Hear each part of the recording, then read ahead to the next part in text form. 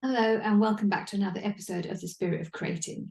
And today I wanted to talk about this idea of creative unlearning. And it's a term I came up with because I think when you're being creative, if you are creative, then there's a process we all go through where we have to unlearn so many conditioned beliefs that we've been taught throughout our lives, especially ideas around being an artist, what it means to make art, the creative process. We have been fed ideas and myths around the idea of art and the artist since we were born. And we have taken them just to be fact, like gravity is just a fact. So if you take a little inventory of all the ideas you have about the creative process and about making art, you'd be able to write a whole list of ideas that you hold about this process that you don't even know that you hold. And they range from the ideas of the starving artists, how you can't make money from your art, how it's a luxury to be able to create art and it's just for the lucky few. It's a great thing to do as a hobby, part-time or on the side at the weekend, but definitely not something you do as a career. It's not a safe career path at all.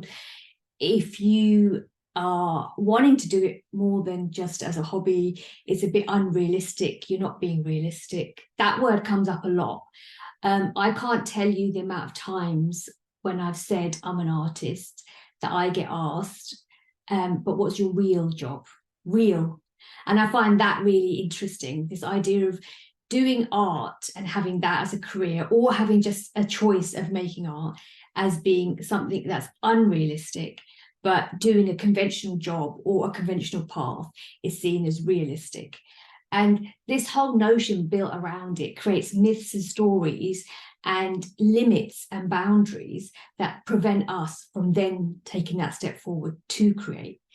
And sometimes if you have a desire to make art and create and you're not doing it, you need to take an inventory of all the ideas and beliefs you might be holding on to that aren't yours, that you inherited from whoever it might have been in your life.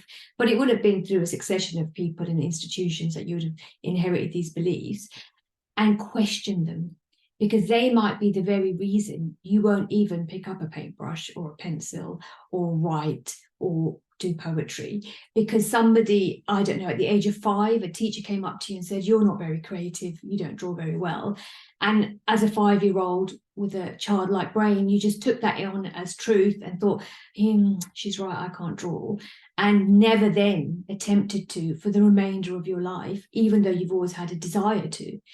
So between that conditioning and the ideas and fear is built around being an artist and how precarious it is and how unruly it is and unreliable it is and how we suffer from creative blocks and we have to wait for creative inspiration before we can make art. All of these aren't facts. They're beliefs that have been built up that if enough people repeat them enough times, we all live by as if they're truths, and they're not.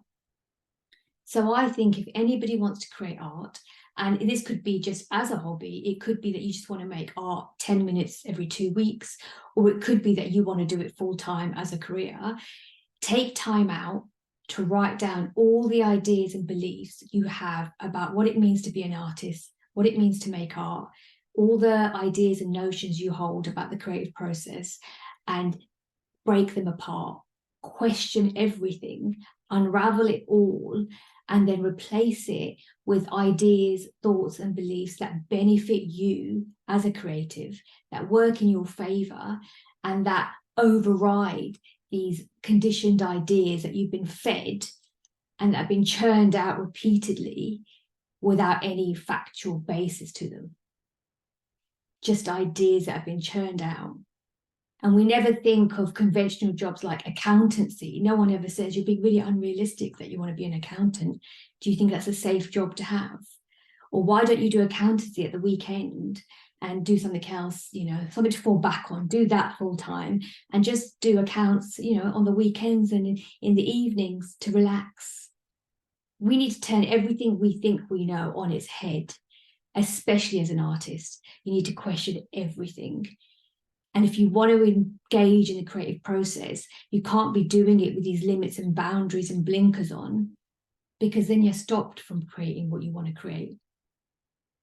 If you believe in creative blocks, if you believe you have to wait for inspiration, if you believe you have to be special, if you believe it has to be a God-given talent and it's not just a skill that you can create and cultivate, then it will stop you from making the art you want to make.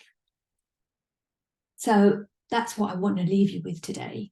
Question everything you think about creativity and replace those beliefs with ones that would benefit you and encourage you and feed your creativity instead. And I'll be back again next week with another episode.